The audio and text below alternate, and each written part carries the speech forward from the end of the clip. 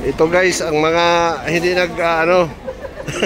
na-intercept tuloy yung ay, bawal ba? Sorry. Maraming ko boarding pass, sir. Ay, matindi. Guys, dito na kami sa airport, guys. Going na kami ng Puerto Princesa.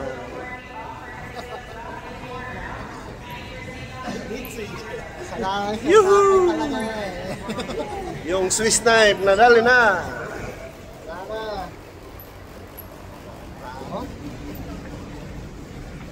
Kami stranded ngayon, guys.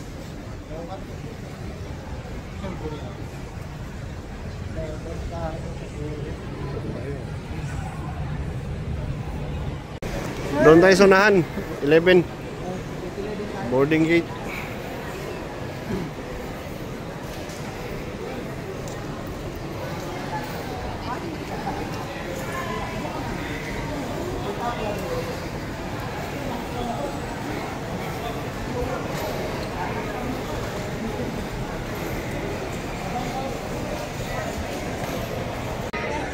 Yun, check nyo na tayo guys.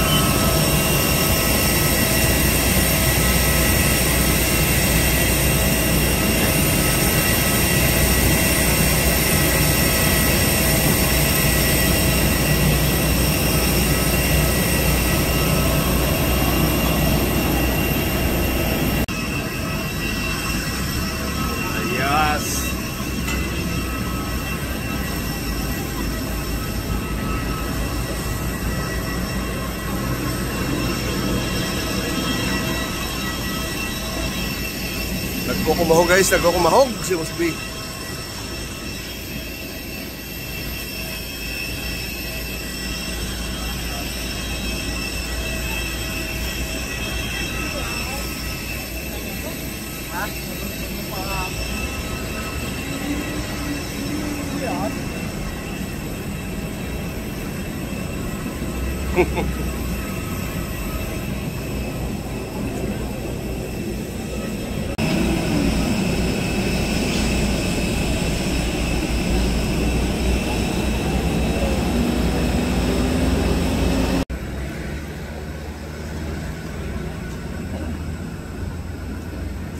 Guys, first time Puerto Princesa.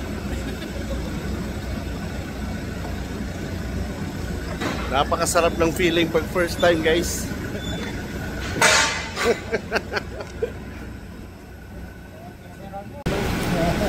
Arrival.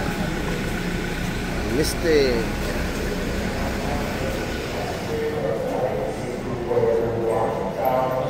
Harang yung ating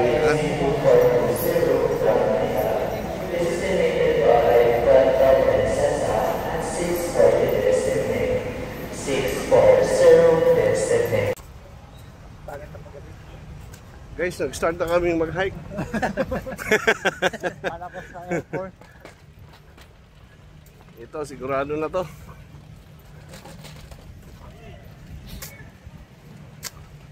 Palabas kami ng airport.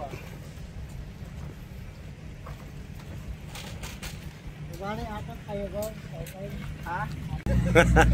So guys, dito na kami sa gate. Woohoo!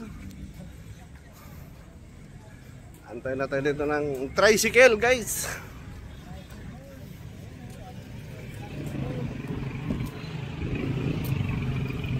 Ito na, guys. Nandito tayo sa service namin, Mercedes-Benz. Ayos!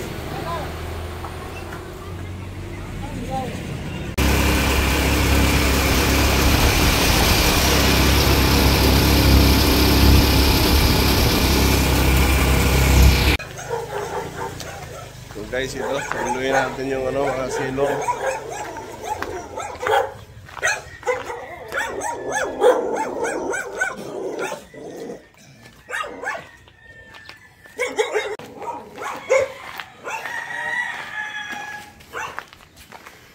Ito guys, yung Sailor Pension House. Ito yung putang inang yan. Ay, mga lasing. Nakalaki. Kulit na yung mga lasing eh.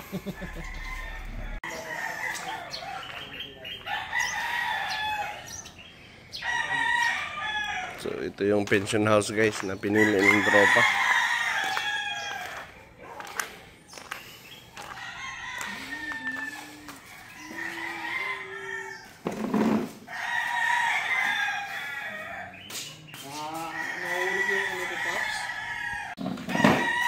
Bumaba na yung isa, guys.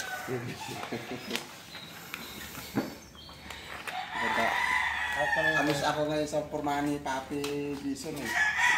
Amis talaga ako eh.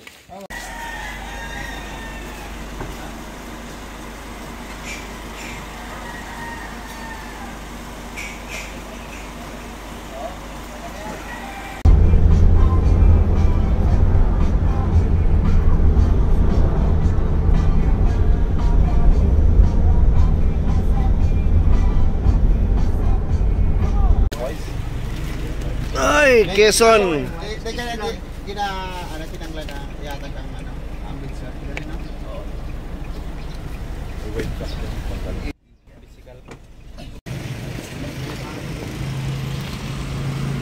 Ay! Pasok na kayo na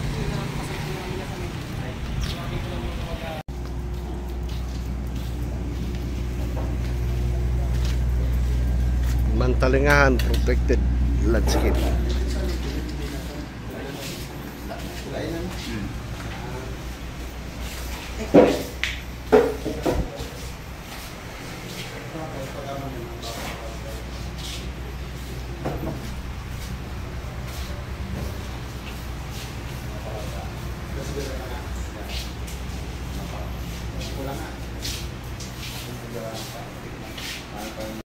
So guys, register din.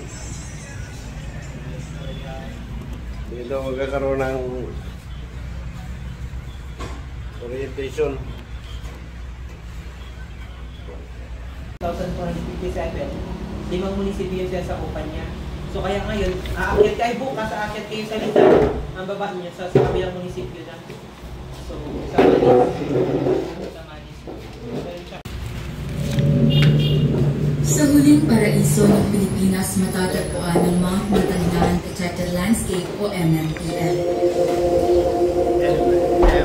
Ito ay may lawak na higit 120 hektarya sa Timog, Palawan pagitan ng Bundok Victoria sa Hilaga at Bundok Bulanjaw sa Timog.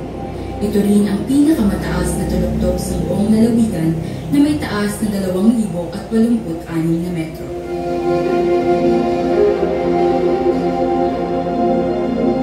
Ang pinangangalagaang pook na ito ay itinatag noong ika-23 ng Hunyo 2009 sa bisa ng Presidential Proclamation 1815.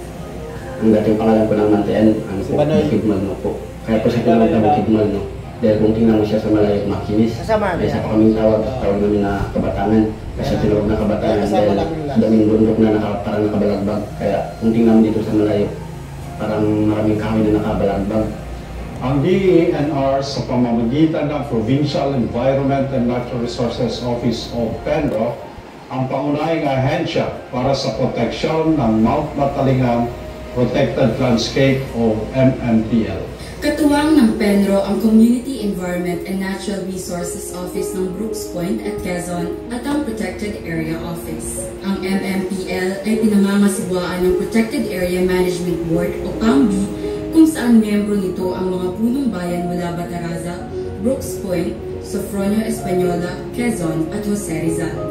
Kasama rin ang 36 na punong barangay, iba't ibang ahensya ng lalawigan at mga non-government organization at kinutawan mula sa mga katutubo, akademya at pribadong sektor.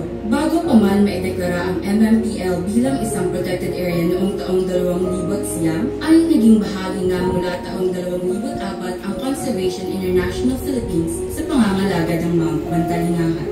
Conservation International ay manami ng nagawang pag-aaral na may kinalaman sa biodiversity ng Mount Matalingahan.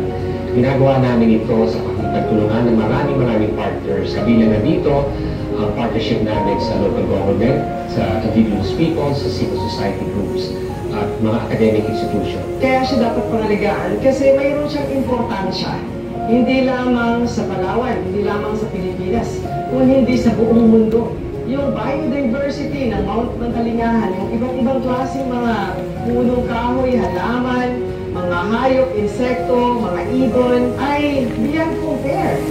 Dito po sa Southern Palawan, pinagpala kayo ng Diyos. Napakaganda ng ating lupain sapagkat mayaman ang Mount Mantalingahan.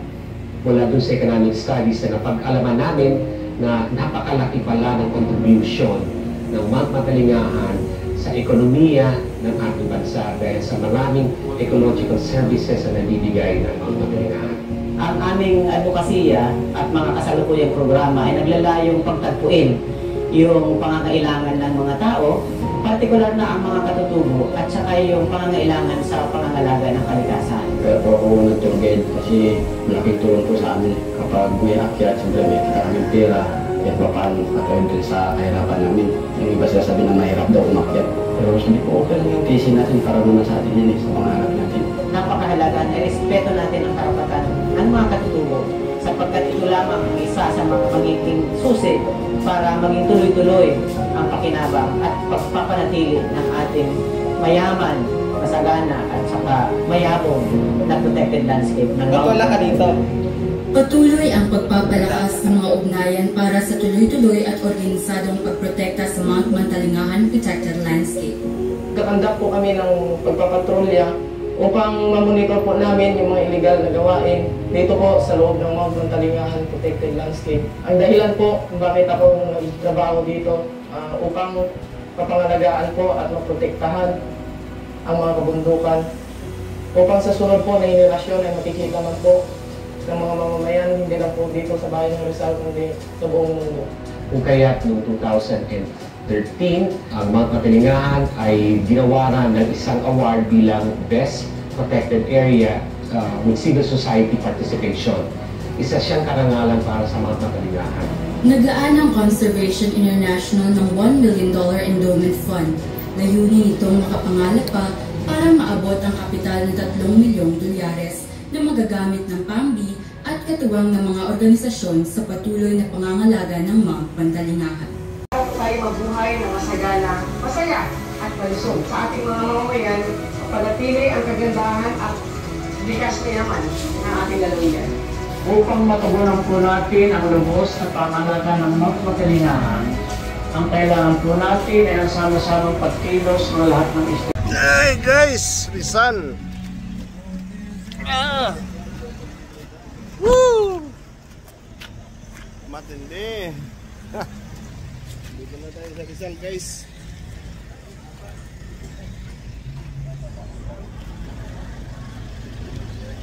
Municipal Tourism.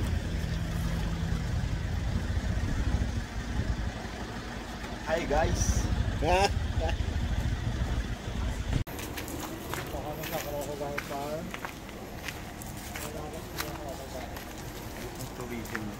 Municipal Tourism.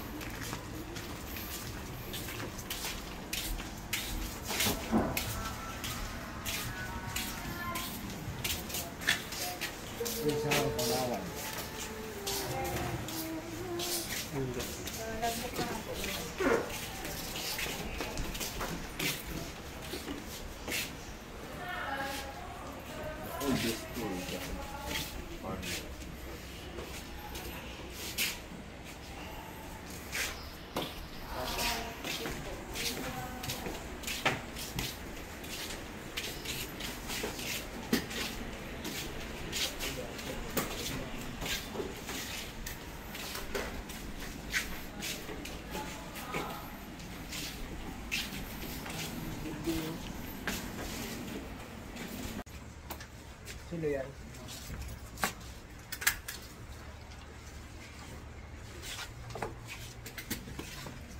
Logbook tayo, Pops. Yun o, logbook.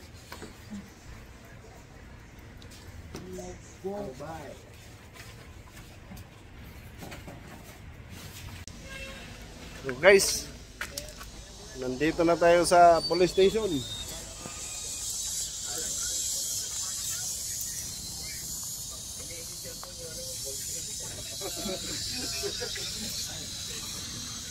Porticiculture, register tayo sa police.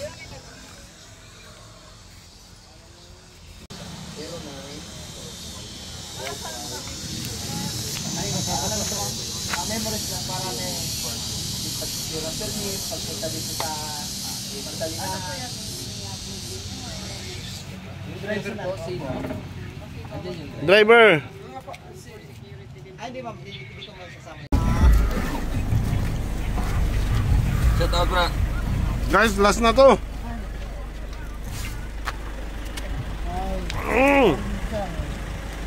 Rizal. Barangay Lansang. Ransang. Ransang.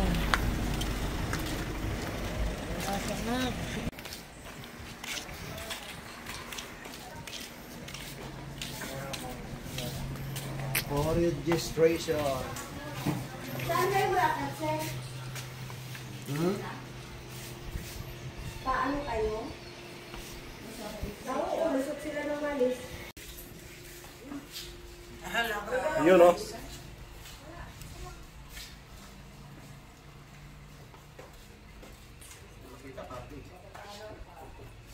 Ayos.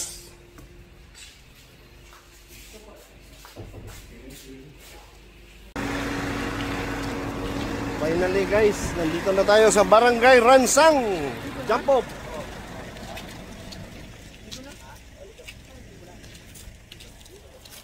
Yung ating kubo.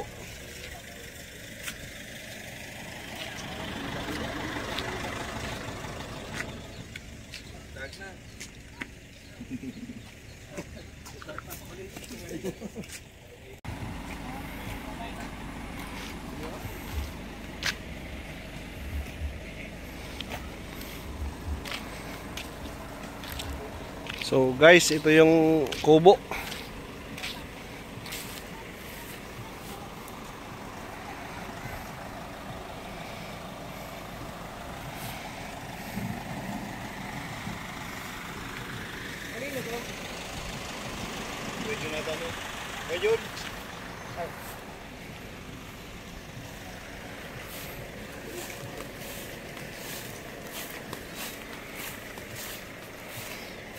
Dito muna kami mag-camping guys today.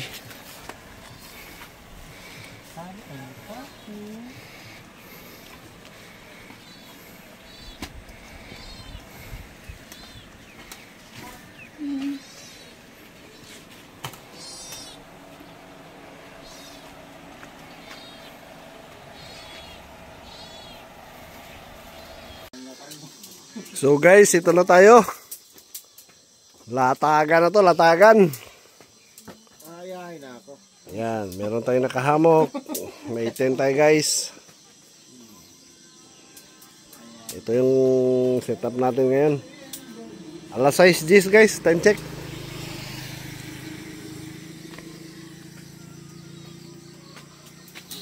Lasas Jess, lasas na iba. Tumba na. Bilang bakansi niya. So may luto-luto din kami dito guys, ano? Preparation para bukas. May Ilocano daw sa atin. Wala. Bicolano meron. Marakayo kay Gadan. Marunong ka ba mag-Ilocano, Papi John? Kaya na eh. So Kaya na eh. guys, luto-luto tayo no para mamaya pagkain at the same time para bukas. Asan yung isang ko, Papi? Isa lang naman to. Isa lang ba yan? Oo, isa lang yan. Bala yung tumayo. Ayos. Doon sa ano. Tapos Ito guys, mayroon kami ditong anti-malaria. Ito. Ayos.